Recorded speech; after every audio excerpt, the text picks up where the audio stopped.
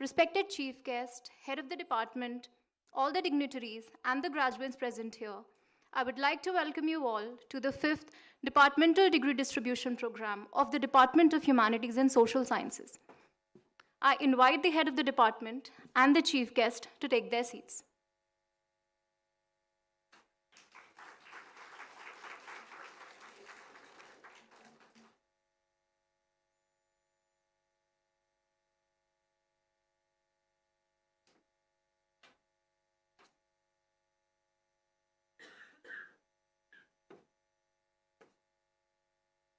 Thank you, sir. I request Professor Jyotir Tripathi to welcome the Chief Guest with a fruit basket.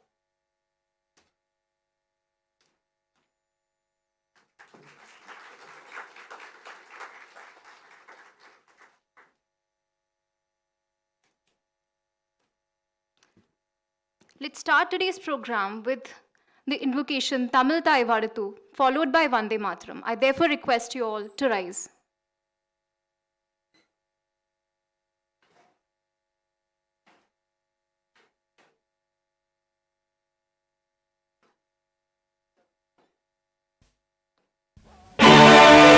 நீராறும் கடலுடுத்த நிலமடந்தை கையிலொழுகும் நீராறும் வதனமென திகழ்பரத கண்டமிதி நிற்கணமும் அதிசிறந்த திராவிடனல் திருநாடும்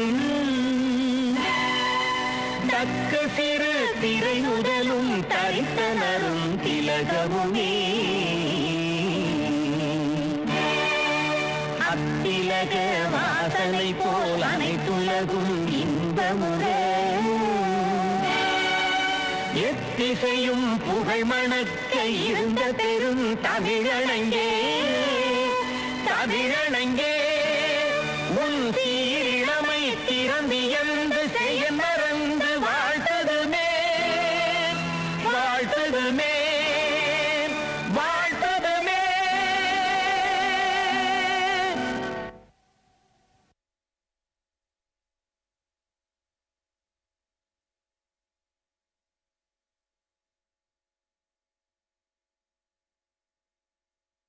Vande Mataram Vande Mataram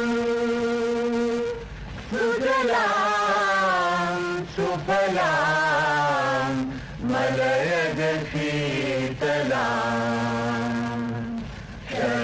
சஸ்யசாமலாம் Mataram Vande Mataram शुभ्रज्योत्स्ना पुलकितयामिनीं पुण्यकुसुमित द्रुमदलशोभिनीं सुहासिनीं सुमधुरभाषिणीं सुखदां वरदां मातरं वन्दे मातरं वन्दे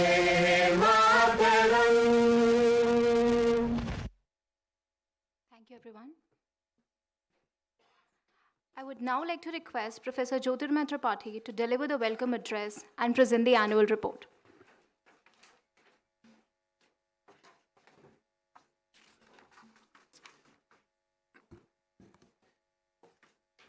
Respected Chief Guest, Professor Paul Appasamy, graduates, colleagues, invitees, parents, relatives, and all others present here.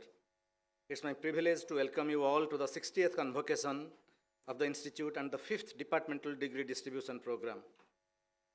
The occasion necessitates some celebration, no doubt, but also a bit of reflection on where we started and where we are headed. It is thus an occasion for recollection and remembrance as much as about imaginings and envisioning. A state where what was and what is yet to be is blurred, a liminal experience of sorts. Once we know this contingent nature of human life and experience in general, we are no longer ashamed of the past nor gung-ho about the future. We are in a meditative state to confront life as it comes.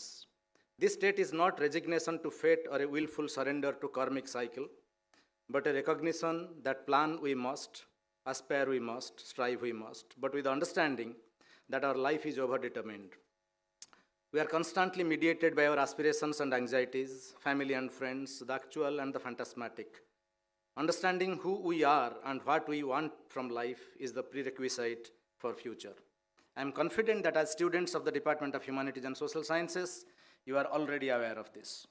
I hope you will bring this knowledge to inform your future assignments, studies, and life in general. You have my best wishes. This year we will be awarding degrees to 66 graduates. That includes 20 PhD students and 46 MA students. We are immensely pleased to have with us Professor Appasamy as our chief guest, who will address you shortly. Let me start with the institute. IIT Madras continues to retain the top honors in Indian higher education. The premier technical institute has once again swept the top honors in the NIRF rankings of the Ministry of Education, Government of India. In a feat without precedence in Indian higher education, IIT Madras held its #1 ranking in the overall category for the 5th consecutive year and in the engineering category for the 8th consecutive year, right from the first edition of the rankings in 2016. In the research institutions category, it was ranked 2, retaining last year's position. The institute was ranked 2 again in the innovations category. We must continue doing good work and continue to lead not just in teaching, research, and consultancy and project management. We should also lead in mentoring and capacity building outside of the institute. Coming to the department, in 2022-23, the department added 2 members to its faculty, Dr. Tangolin Kipgen and Dr. Umasankar Patra in the areas of urban sociology and cultural studies respectively. They come with teaching and research experience from very reputed institutions. The department welcomes them and hopes to provide them the environment where their creative and critical faculty can find proper expression. The year also saw the superannuation of Dr. Prema Rajagopalan, our Mandarin instructor, Ms. Yuan Xiao, whose term came to an end, Sant Rajinder Singh Ji Chair Professor K.S. Kannan too completed his tenure. The year witnessed substantive changes in terms of restructuring of its program. Though a difficult decision, the department collectively, after due deliberation, decided to move ahead with the restructuring. Starting from July 2023, the department will be offering 2-year master's program in 3 streams: development studies, economics, and English studies. As a part of this restructuring, the department has introduced 44 new courses in the academic year. The highlight of this restructuring is the revival of economics, which now finds its pride of place alongside 2 other streams. You may be aware that the students are selected through GATE examination. Our urge for internationalization has led to the admission of foreign students into different programs such as MA and PhD. The department also introduced a dual degree program in public policy for the institute's engineering students. This year, the department will be hosting 18 master students from Sindhu Central University of Ladakh for its public policy program. Coming to the events organized by the department, a selection at least. Like every year, the department was the hub of intellectual debates that brought scholars and students to IIT Madras and contributed significantly to the institute's outreach. The department annual conference, Kenyon College IIT Madras writing workshop were held as usual. They were complemented by many other events organized by Dr. Abhishek, Dr. Merin, Dr. Aditya, Dr. Sudarshan, Professor Dhanavel, to name a few. Besides these regular events, the department introduced the first edition of a discussion on the annual budget led by Dr. Sandeep Kujur and an academia industry meet led by Dr. Merin and Dr. Santosh Sahu. The department wishes to continue with these events every year.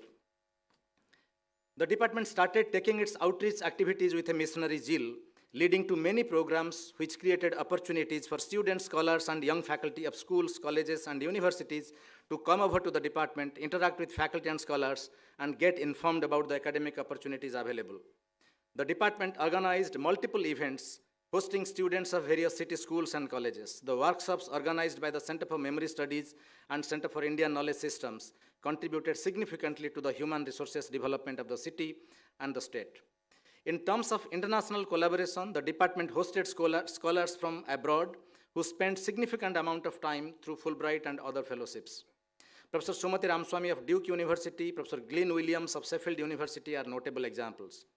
Other scholars who spent time in the department are Alexander Follman from the University of Bonn, Professor Alexander Easton from Durham University, Professor Lydia Guji from the University College Cork, Professor Venkat Srivastsan of New York University, Professor N.R. Bhanumurthy of Base University, Professor Priyadarshi Patnaik of IIT Kharagpur, Professor Anuradha Agarwal of Copenhagen Business School, and others. Delegations from various European universities too visited the department to explore research collaborations. The same was also realized through the visits of our department colleagues to various institutions abroad. Besides travel for conferences and fellowships, the year witnessed collaboration with foreign universities in terms of research projects, journal papers, and books. So far as academic research is concerned, during the last year, the department faculty members and research scholars published about 6 books, 20 book chapters, and more than 70 research papers in journals of high repute.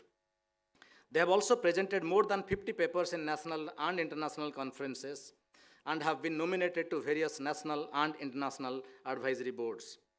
The research profile would not have been possible without the contribution from PhD students, who continue to form the bedrock of our research focus. Let me take this opportunity to summarize the contribution of some department research scholars to give an idea about the diversity of the department as well as the quality of research being carried out by our PhD students. Some of them are present here to receive the degree. Aritra Saha studied sex work and informal pedagogies. Francis Monsang researched agreement and negation in Monsang syntax. Sindhu Sekhar's research title was Literary Topography of Amitabh Ghosh's Ibis trilogy. Samik Malla studied poetics after theory in Anglo-American fiction. C.G. Merriam Verghese offered a study of memory, affect, and materiality. Rekha Ravindran's research title was Structural Transformation, Growth and Income Inequality Nexus in Middle Income Economies. Sibaja Nayar worked on the re-emergence of infectious diseases in Kerala. Muthu Polaniappan Singaram offered a study of translational research in healthcare in India. P. Sabnaj's research title was Remaking the Self, a study of Muslim women's gender discourse in Kerala. Pallavi Sanyal's research was on nostalgia for the city vis-a-vis Anglophone literature from Kolkata. Binapani Rajiv Verma's research title was Assessing Metric and Barriers to Effective Health Coverage. Tulasi Maharatha's research title was Interaction Between Nutrition and Illness, Inequity and Effectiveness. C.V. Irshad's researched Healthy Aging in India. Ramnath Raghunathan's research title was Science, Technology and Innovation in the People's Republic of China. Sri Lakshmi's research title was Oil Price Shocks and the Indian Stock Market, an Empirical Analysis. Elizabeth Eldo's research title was Sociolinguistic Dynamics of English Language Practices of Tamil-English Bilinguals. Pratiti Palit's research title was on the interaction of honorification, copula and definiteness. M.K. Nassif explored modern trajectories of Muslim Waqf practices. P. Sirisa studied inequalities and utilization of RMNCH services and nutrition among women and children in Chhattisgarh and Tamil Nadu. Jayasri Datta worked on empowerment of women, Indian households in relation to energy access and gender dynamics. Coming to the academic distinctions of faculty and students, let me share a few details. In recognition of their academic achievements, the faculty members and students have been bestowed with several academic distinctions, awards, memberships of editorial boards of journals. Milind Brahme was selected as DAD Research Ambassador for South Asian region for the Humanities and Social Sciences. Abhishek Parui was awarded Global Fellowship by University of St. Andrews. He also received IAS Fellowship by the Institute of Advanced Study, Durham University. Sonika Gupta was invited as guest editor for a special issue on India's borderlands for the journal India Quarterly. Aditya Kolachana was invited as an editorial board member of History of Science in South Asia. Abhishek Parui and Merin Simiraj were invited as editorial board members of Memory Studies Review. Santosh Kumar Sahu was invited as the editorial board member of the journals like Environmental Quarterly, Quality Management, Journal of Public Affairs, and SN Business and Economics. Satya Sundar Sethi was awarded Fulbright Fellowship to Snow College. Anindita Sahu was awarded Indian Institute Fellowship by the University of Birmingham. Solomon Benjamin is awarded 2023 Mercator Fellowship to the project Structural Change of Property by Universities of Erfurt, Germany. Mathangi Krishnamurthy was awarded Artistic Residency from the Minority Globe Association, Morocco, as part of their Organic Knowledge Project. Professor Suresh Babu was consultant with Niti Aayog for a period of 1 year. The department's reputation soared with the successes of our students in the UPSC examination, with A.L. Osni getting All India rank of 328, B.S. Akila with All India rank of 760, and Kajal Raju getting All India rank of 910. Here are more. Haripriya Guduru, Riya Rakchanda and Kisan Sanoj were awarded Dr. V. Ravikumar Memorial Prize. Rohan Gopakumar was awarded Ganjalves Foundation Prize. Sanuja Ashok, Sushant Jaiswal and Arya Jayant Dao received Institute Merit Prize. Abhirami Girish Kumar received Institute Blues Award. Rohan Gopakumar and Nidan Ali Basir received Global Link Research Internship Award. Caroline Martin's essay was among the top 100 essays at the 52nd St. Gallen Symposium. Nidan Ali Basir received the first prize in Cognito Biz Quiz organized by Christ University. Ridha Samil received Charpak Exchange Excellence Award by the Embassy of France in India. Saranya Kannan was the winner of the True North Scholarships for Women awarded by Bain and Company. Asna Joy was awarded Mofa Taiwan Fellowship. Fatima R was awarded Fulbright Nehru Doctoral Fellowship. Madhu Narayanan was offered pre-doctoral visiting research fellow at Max Planck Institute for the History of Science. Coming to the semester exchanges, 5 students of the department went for semester exchange to different foreign universities in July-November 2022. Neha Sujan Cherian went to Sciences Po, Paris. Sanuja Ashok also went to the same place, Sciences Po, Paris. D. Joseph went to Freie University, Berlin. Sritiga went to Ghent University. Debika Dinesh went to Ghent University as well. So far as placements are concerned, the year witnessed placement offers to a sizable number of students. The following firms made the offers: McKinsey, Bain and Company, Flipkart, Kanavik, IPAC, Karadipath, Decision Point, Vox Populi, Invest India, The Ken, Devi Insights, Deshpande Foundation, Front Row, ID Insights. Many more went for higher studies to some of the best universities in the world. Some of our PhD students have joined top institutions and universities as faculty members. Coming to the consultancy and sponsored projects, during the academic year 22-23, the department received 7 sponsored projects and consultancy projects worth 1.15 crores. At present, the department is handling a total of 23 projects worth rupees 4.85 crores, both in sponsored and consultancy projects category. I would like to take this opportunity to thank the Director, Professor V. Kamakoti, for this encouragement and guidance, Deans, Chairperson, CCE, Placement, CCW, and Engineering Unit for their support, Mr. Rajabhel in particular. I wish to thank all my faculty colleagues for their wholehearted participation and contribution in the conduct of this event. I take this opportunity to thank Mr. J. Benny, Mr. Sasi, Mr. I. Prakash, Ms. Uma, Mr. Arun, Mr. Ravi, and Mr. Yubraj for providing administrative and technical support, and everybody else who I don't know the names of. I am happy to note with appreciation the contribution of Ms. Kezia Mariam Umen, the MA branch counselor, for coordinating with the students. I would also like to thank Atharv, the student representative. I would also like to thank our chief guest, Professor Appasamy, for gracing this occasion, sir. Before I end, I would like to congratulate all the graduates today and wish them happiness, professional success, and fulfillment in the journey of their lives. I am confident that they will make a difference to the larger cause of nation building. May God bless you all. Jai Hind. Now let me have the privilege of introducing the chief guest and invite him for his address. Professor Paul Appasamy earned his BTech in Chemical Engineering from IIT Madras in 1970 and MS in the same subject from Northwestern University, Illinois in 1972. He continued his studies in engineering and management in the United States and was awarded PhD in urban and regional planning from the University of Michigan in 1983. After postdoctoral research, he returned to India, where he led positions at the Madras Institute of Development Studies and Madras School of Economics for about 20 years. He served as director of both the Madras Institute of Development Studies and Madras School of Economics for 7 years. He was the Vice Chancellor of Karunya University, Coimbatore from 2007 to 2012. Professor Appasamy's research has largely been in the areas of environment, water resources, and urban development. His consultancy experience includes stints at UNDP and Swedish International Development Cooperation Agency, among others. More recently, he has worked on higher education issues in India, particularly the challenges faced by Indian colleges and universities. He serves as chairman of the boards of Lady Doak College and Women's Christian College, and is on the board of trustees, United Board for Christian Higher Education in Asia. He continues as honorary professor at Madras School of Economics. Without much ado, over to you, Professor Paul Appasamy. It's a pleasure and honor to have you here, sir.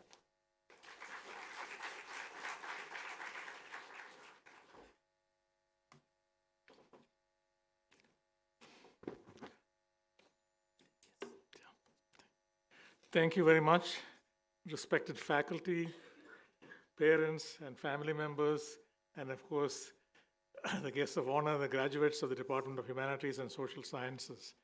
By the way, you all look very smart in your outfits. In my day, we had to wear those heavy velvet robes when we came for graduation. So I'm always glad to come back to IIT, to my alma mater, where I spent the best years of my life.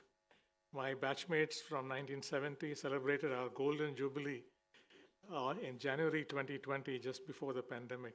So we're at the ICSR building and open air theater and so on.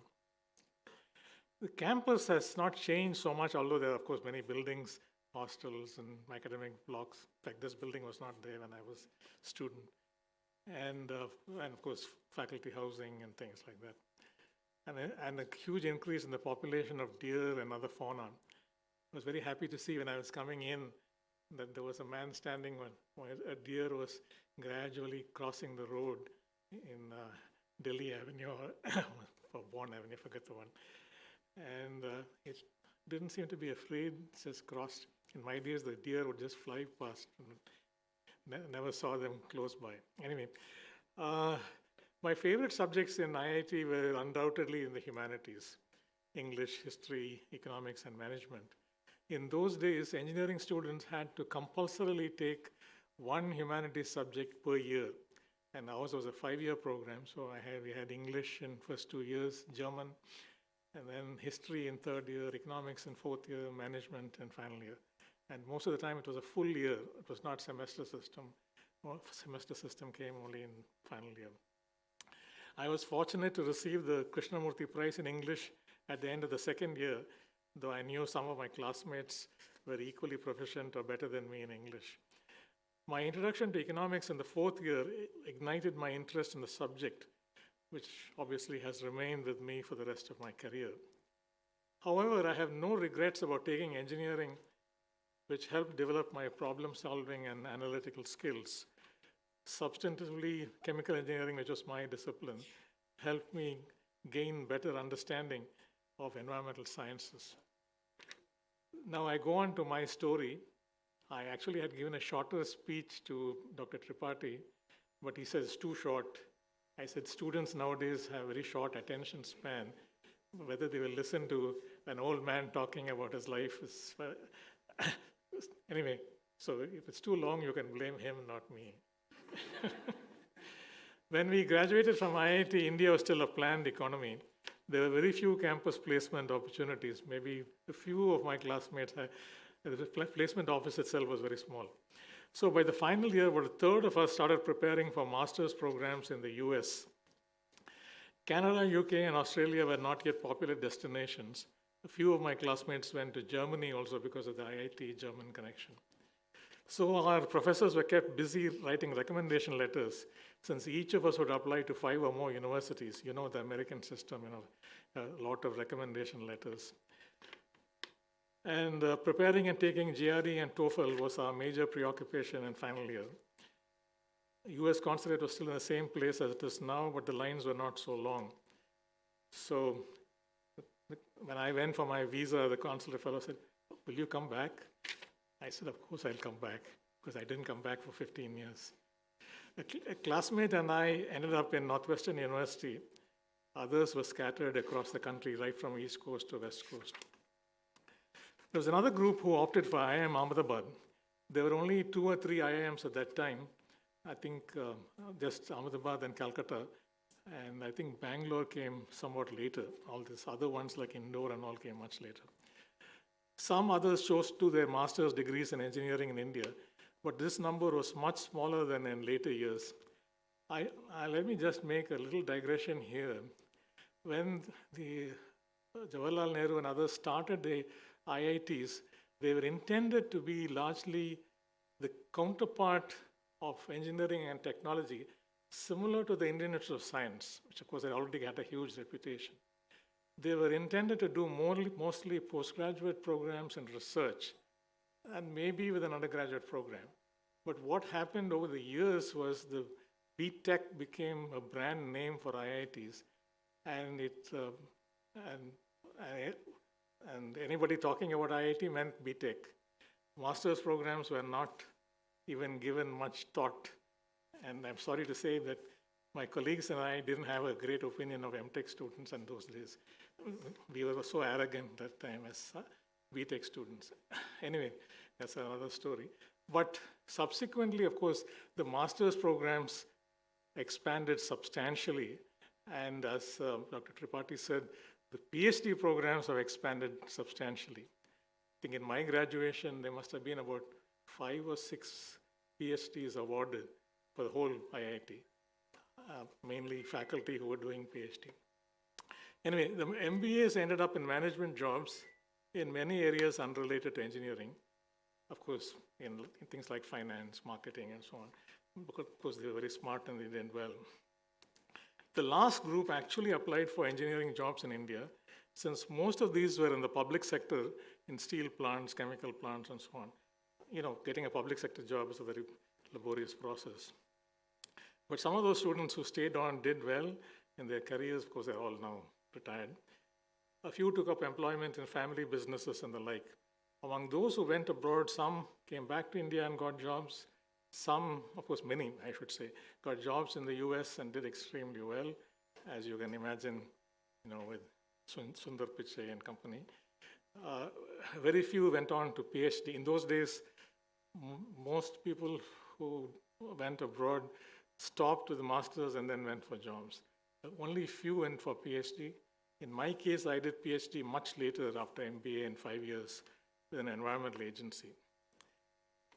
About the environmental agency, let me say this. In the early 1970s, most of us were clueless about environmental problems. Words like environment, pollution, etc. didn't have any meaning at all for us.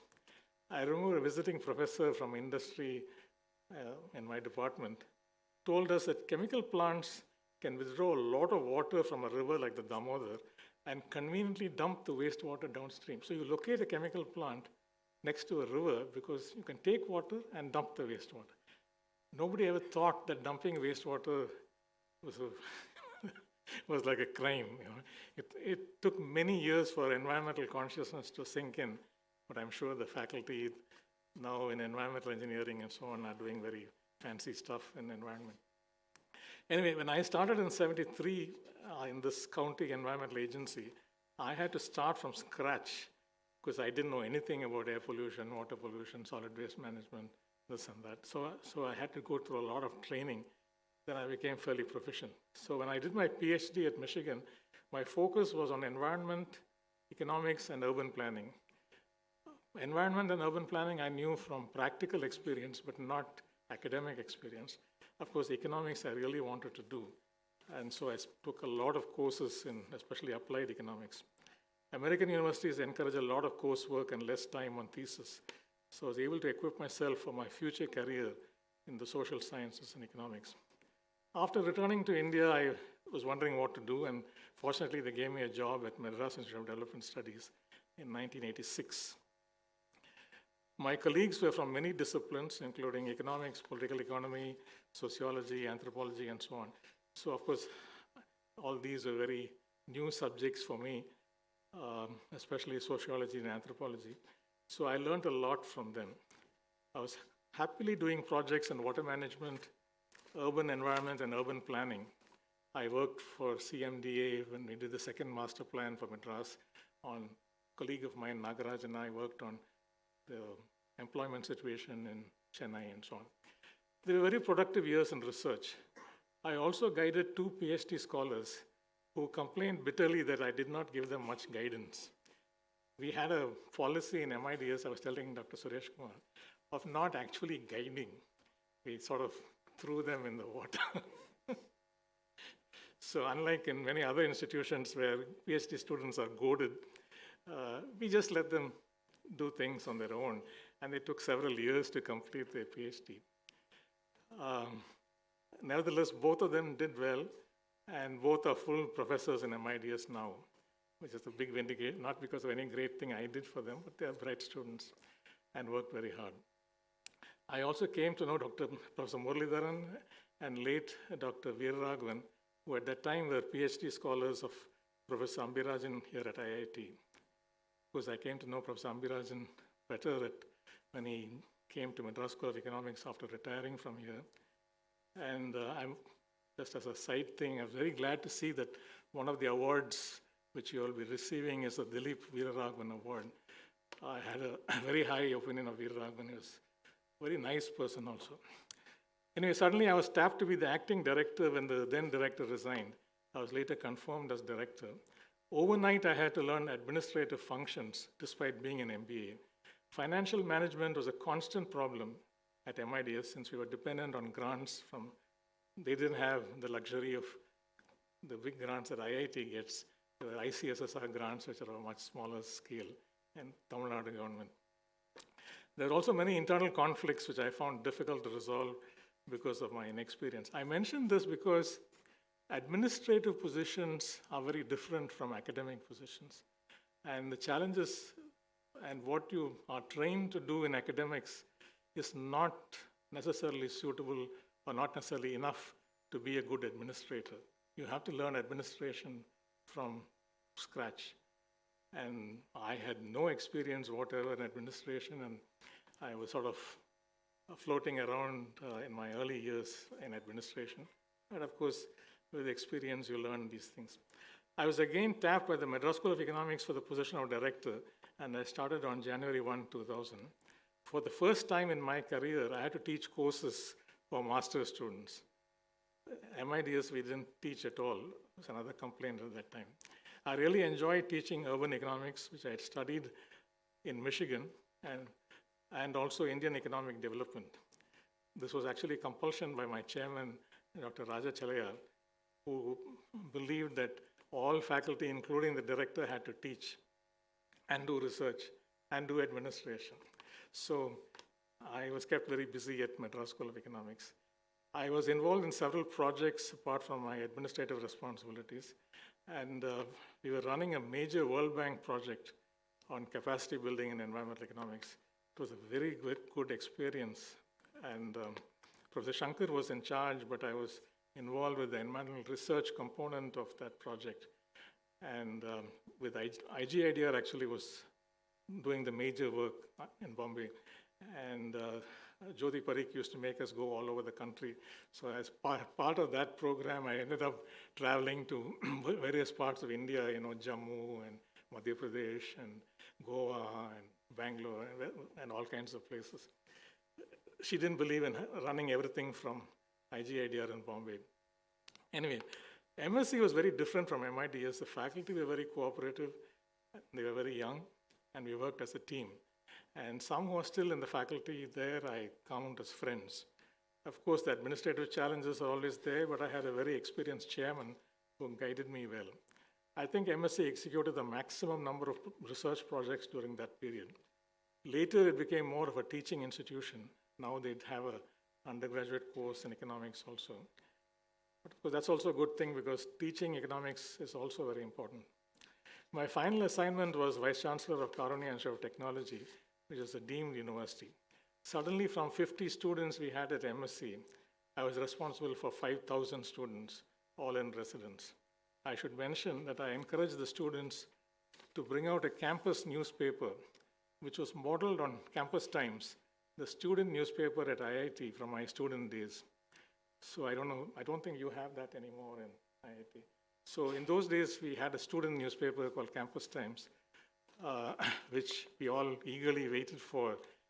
The quality of the printing was not very great as nowadays with all the technology, but the content of it, given IIT student, was really good. And one of my classmates, couple of classmates have prepared an archive of all the Campus Times issues from those days. Maybe somebody might like to take a look at it sometime. Fascinating. Then I also got the students to perform condensed Shakespeare plays because they were very bored with engineering. So they wanted to do some other stuff. And so I told the English head of department, English was an elective actually. So I told them, why don't you make them do some Shakespeare plays, but short, not the entire play. So you do some half an hour or so from Merchant of Venice or As You Like It or whatever.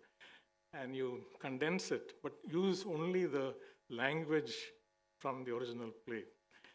And of course, those students were highly excited in the prepared sets and all that, and did things like that. Anyway, I also offered an introductory course in economics as an elective for the engineering students, which they found very enjoyable. And engineering students generally pick up economics very fast. So that was quite fun. I just offered it as an elective subjects, but I used to have a whole lecture theater full of students listening. For them, economics was something totally new. My earlier training in IIT made it possible for me to interact with a wide variety of engineering disciplines in Karunya. So that was another very fascinating thing. You had mechanical engineering, computer science, food processing, all sorts of things. And vice chancellors had to go and talk in every program offered by every discipline. So it was kind of fun though. I decided to call it, we had many good students who have distinguished themselves both in India and abroad. I decided to call it a day in November 2012 and returned to Chennai. I still serve on some college boards in Chennai, but I have retired from active academic life. So having bored you with the story of my life, I will now move on to more important things.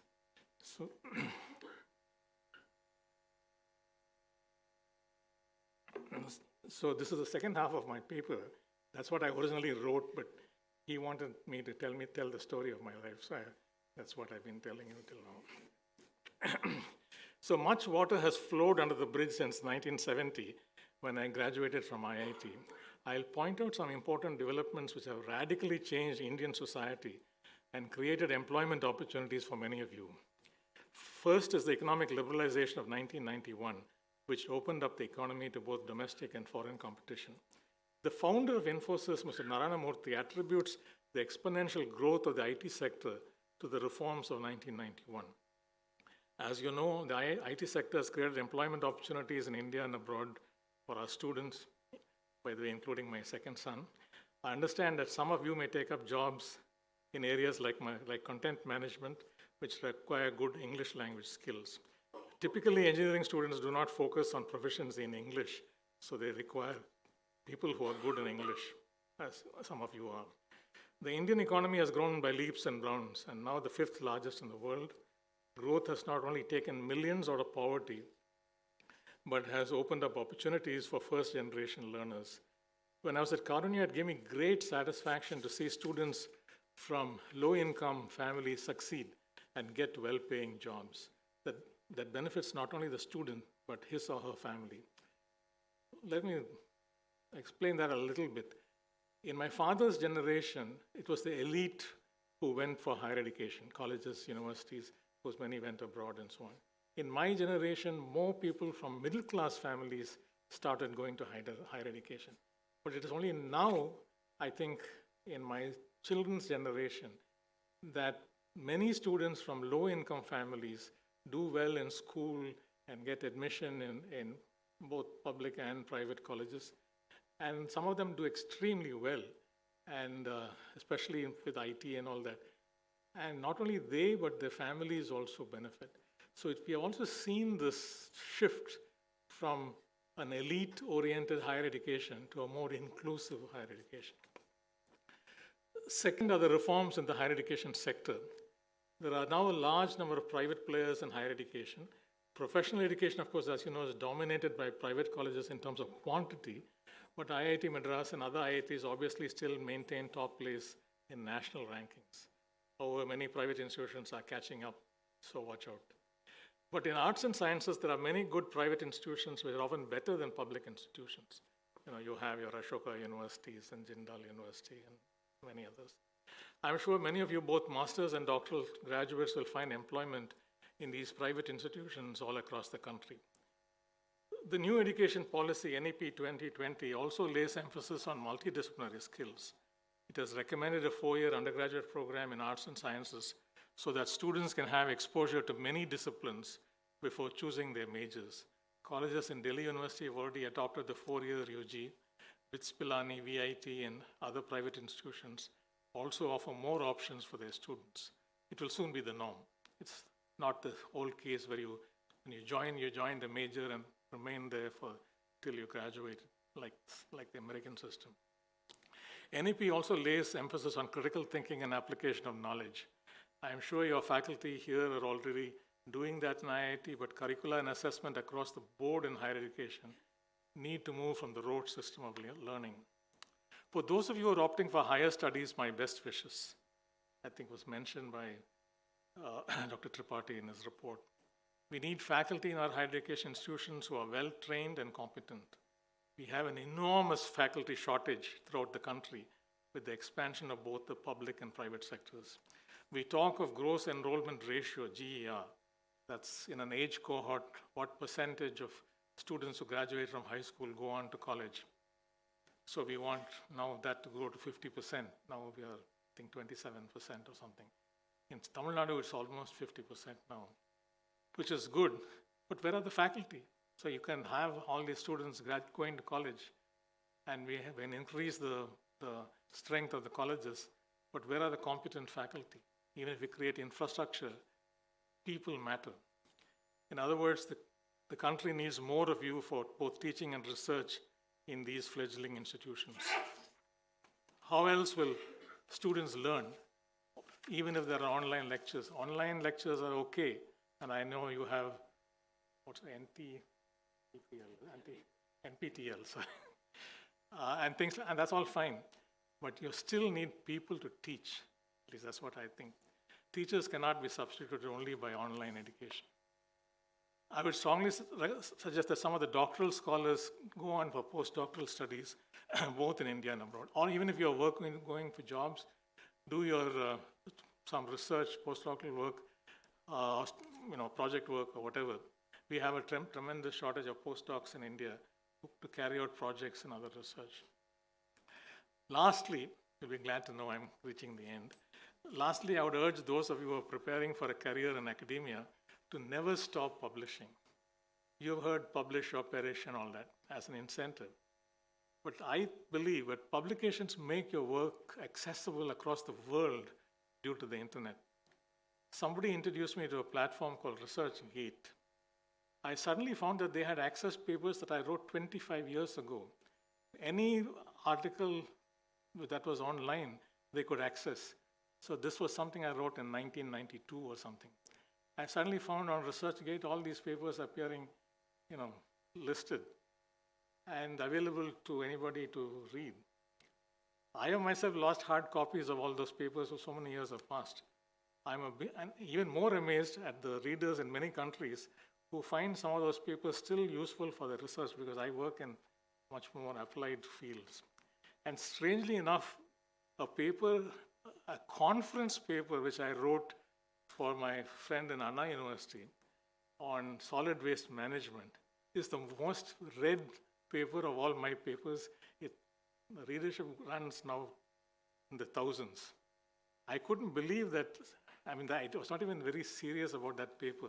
It had no great academic value, but it happens to be on a topic which was very interesting to people in so many countries. Because solid waste management problems are there everywhere. So it was on economics of solid waste policy options or something, which I wrote with my student Prakash. And suddenly I am finding readership of this paper, which I'd even forgotten about, showing up. So anyway, my point is that especially if you're going to be in academics, don't ever stop publishing, because those will live on and on and on. So as I moved into administration, I found less time to publish. But there's a satisfaction when you complete research and get it published. These will live on like my children after I'm gone.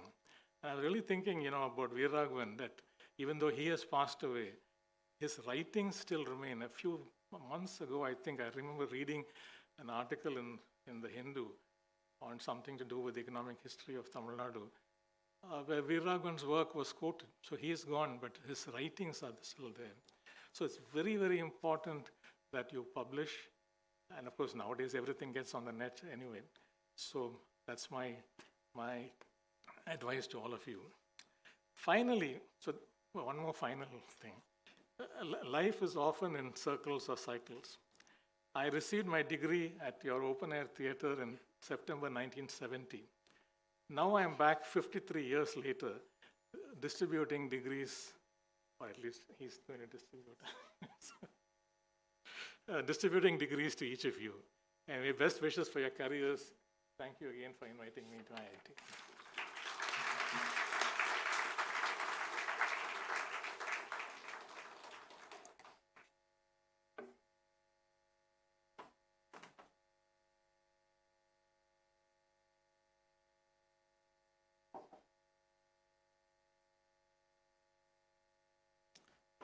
Professor Appasamy, thanks for your address and for introducing us to the journey of your life.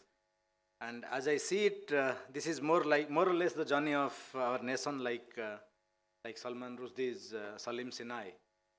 I hope everyone present here could relate to what you said, and your advice, friendly advice, will continue to reverberate long after this convocation or D3P is over. Graduates, as your names are being called out now, please come to the dais and receive the prizes from the chief guest. I'll start with the prize winners.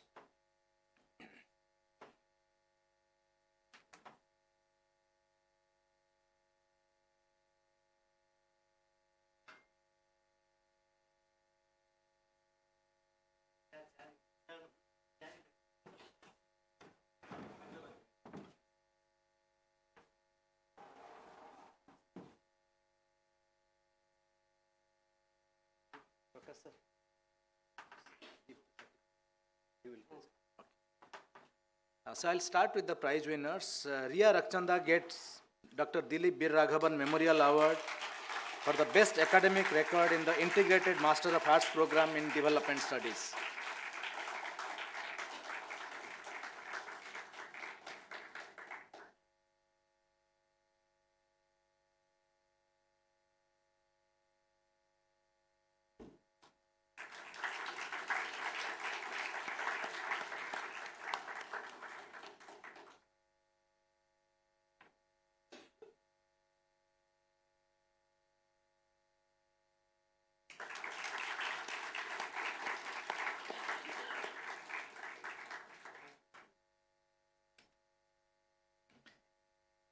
Rohan Gopakumar receives Professor A.V. Krishna Rao Memorial Award for the best academic record in the Integrated Master of Arts program in English Studies.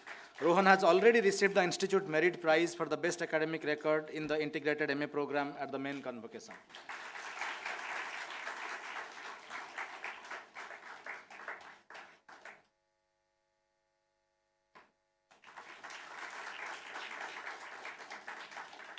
This way.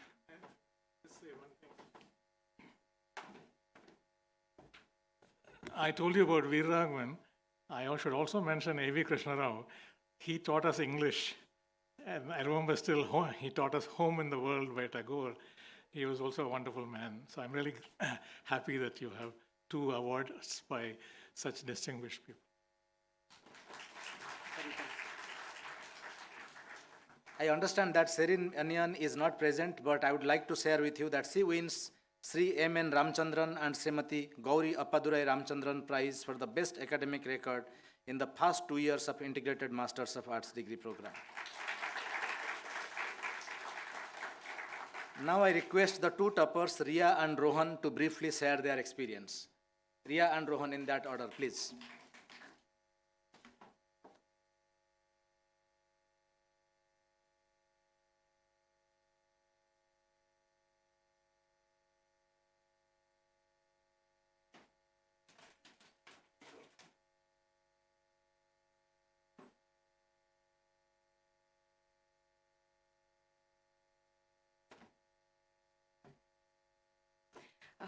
Good evening, everyone.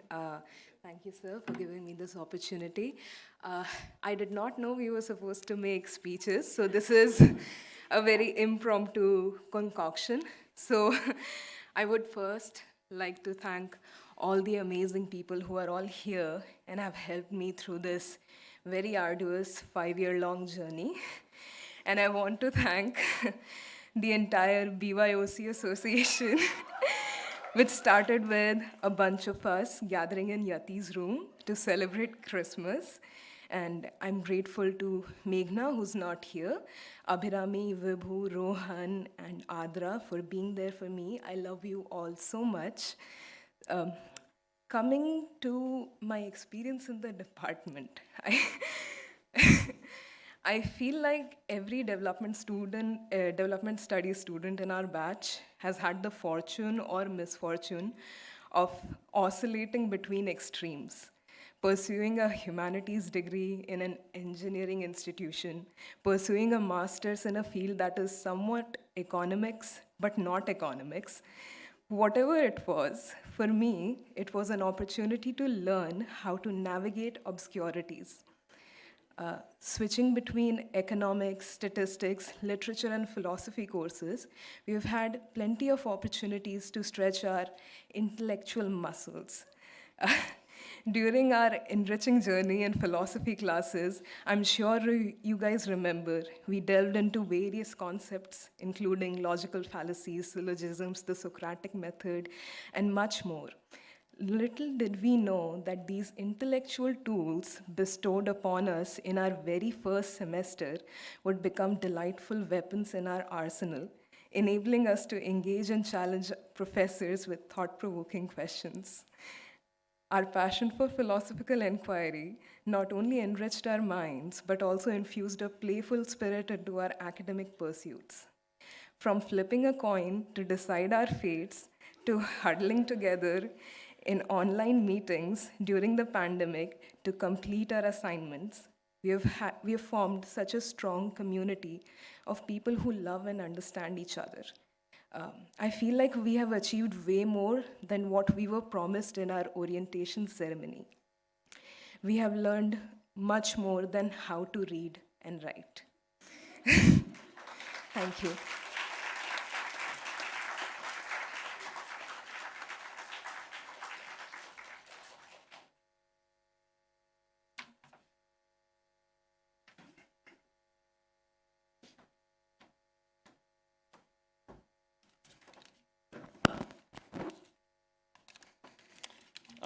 Good evening, respected chief guest, all our faculty members and staff members, all the parents and other guests gathered here, and of course, all my fellow batchmates.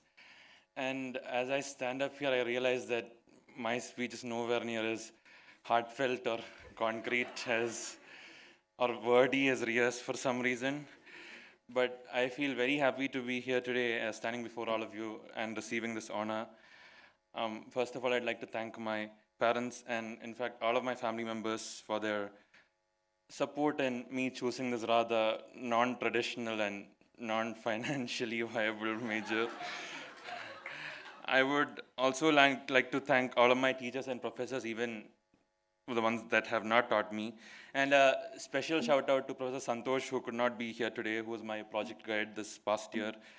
And last but not the least, I would like to thank all of my fellow students for their friendship and support and help throughout my time here. And regardless of whether each of us got what we want out of our experiences here, I'm sure all of us would agree that this was indeed a formative experience in some ways. I know that all of us have different dreams for our futures, but we've come a long way together, and I'm sure that all of us will get what we want in some way or another. And I'm grateful to have shared this journey along with you. And in conclusion, I'd like to say that as an AI language model, my responses may not always be accurate. Thank you. Thank you.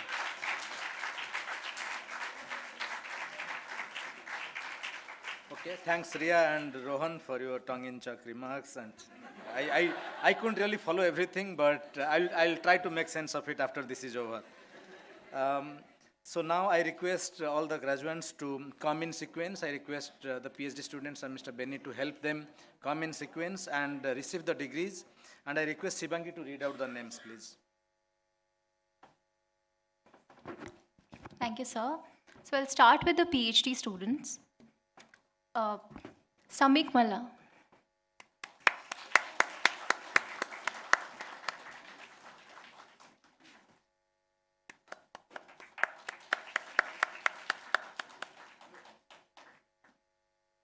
Pratiti Palit.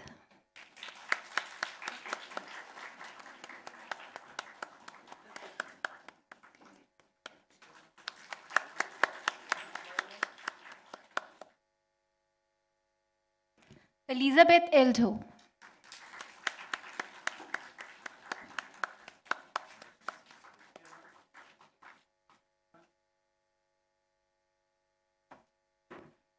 P. Sirisha.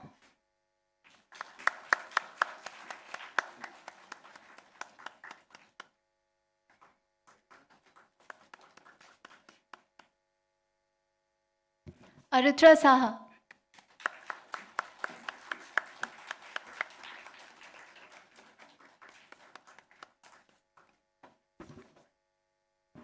Jayashri Datta.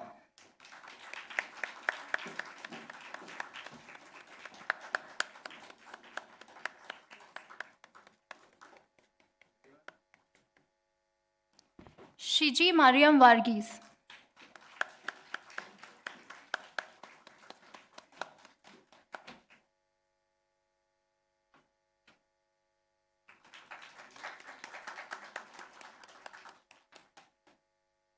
Ramnath Raghunandan.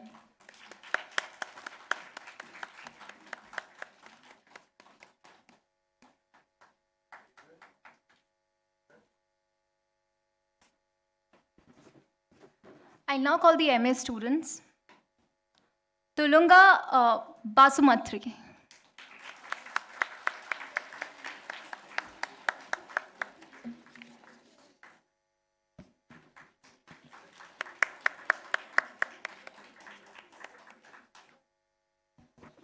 Aishwarya VS.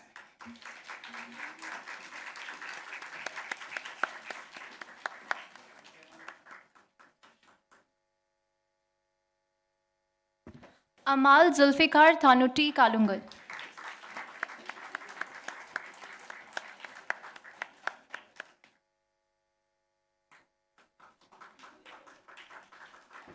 Amina Mehboob.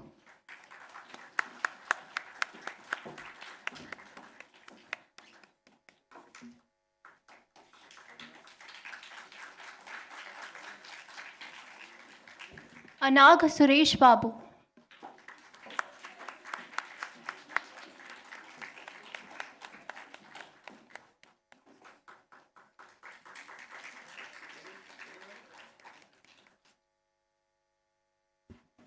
Aparna Venkatan.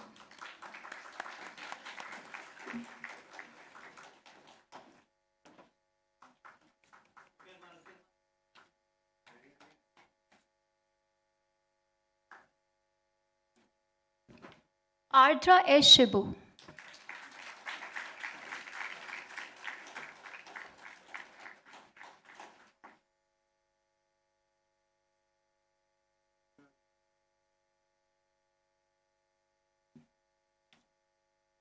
Arpan Datta.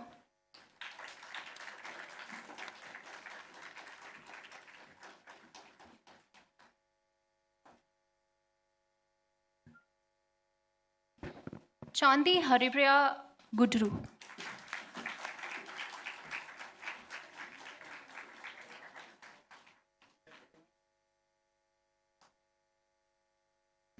Chandrama Mondal.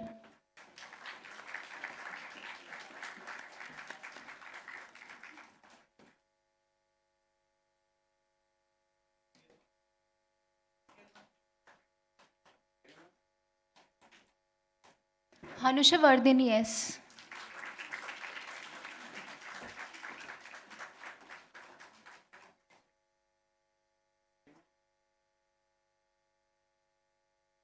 Ismail Siddiqui.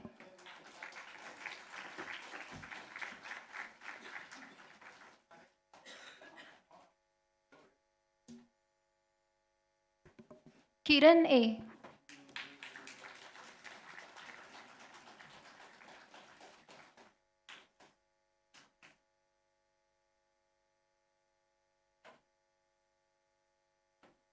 Lakshmi Priya SL.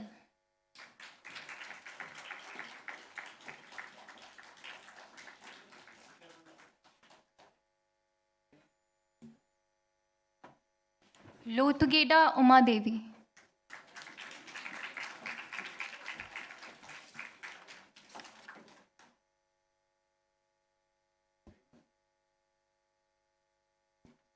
R. Madhumita.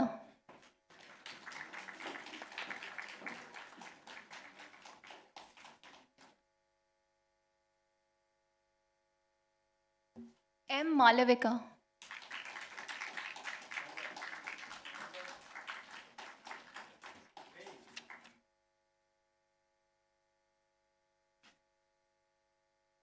Malavika Ranjan.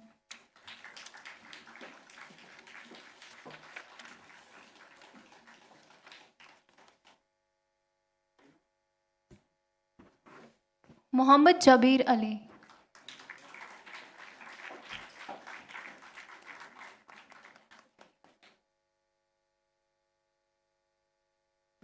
B. Nandiga Ramani.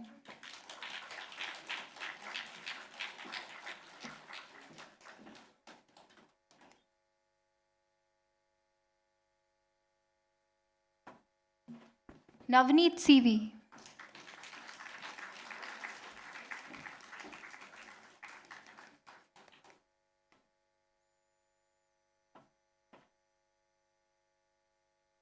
Navneet MS.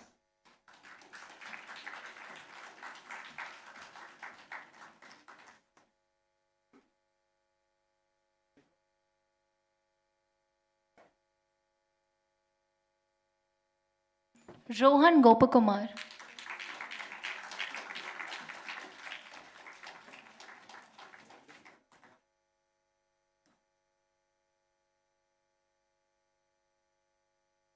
Sadhana V.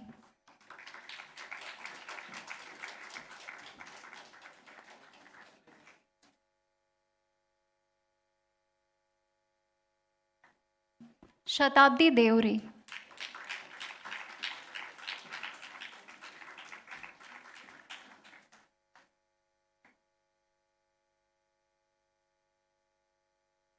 Tejaswini PB.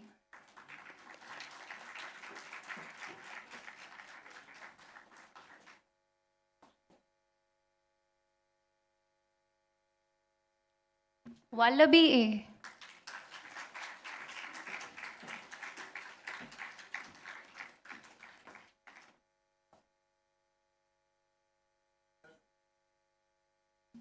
Vardhini V.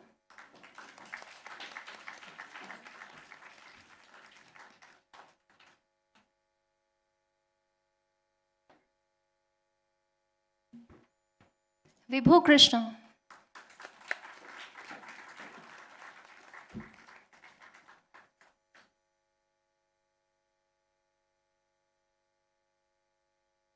Yatila Jamir.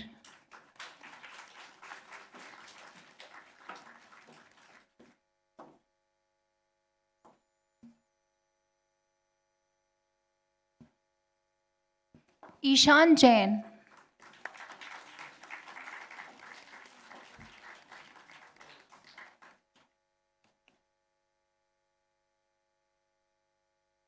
Abhirami Girish Kumar.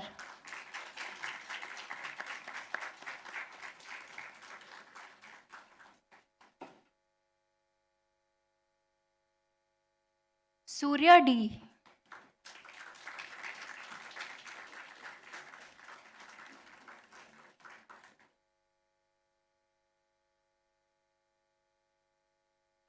Priya Vadana M.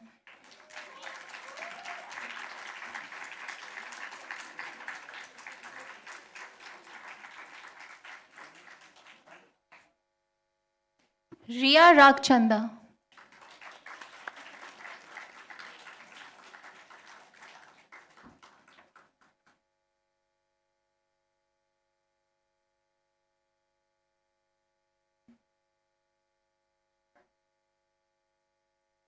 Penumaka Samaja.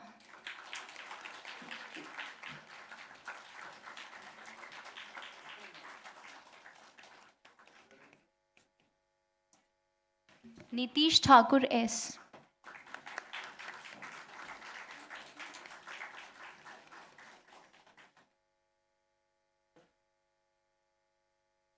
Aishwarya S.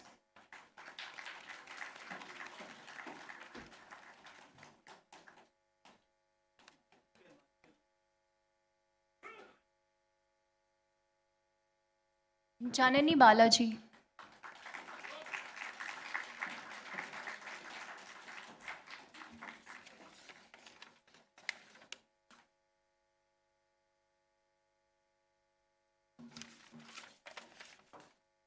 NJ Sadhana.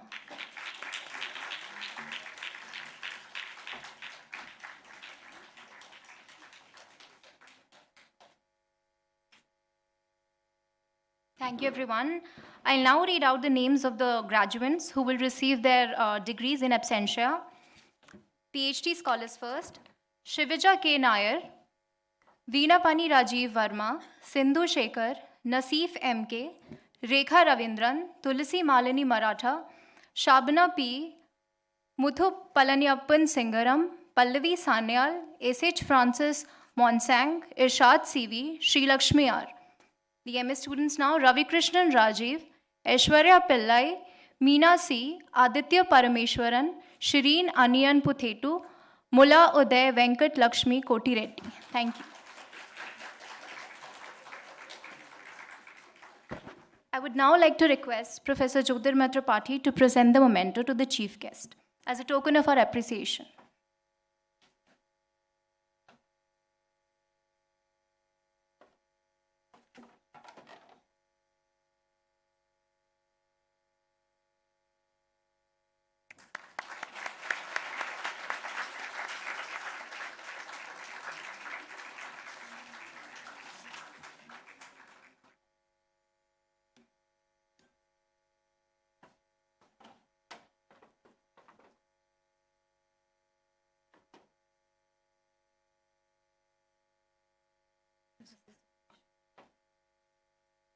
This brings us to the end of the 5th Departmental Degree Distribution Program. I would like to thank the chief guest, the head of the department, all the faculty members, all the graduates and their family members, and the students for gracing this occasion with your presence. Let us all rise now for the national anthem.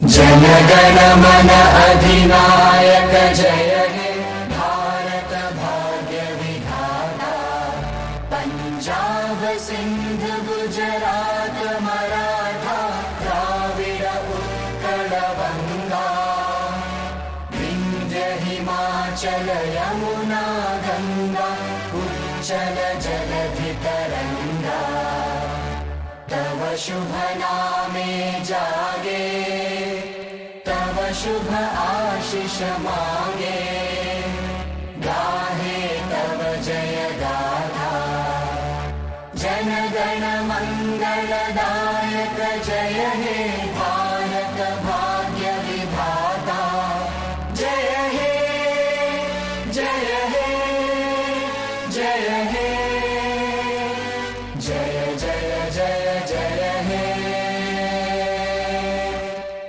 Thank you, everyone. Please collect your snack packets as you move out. Thank you.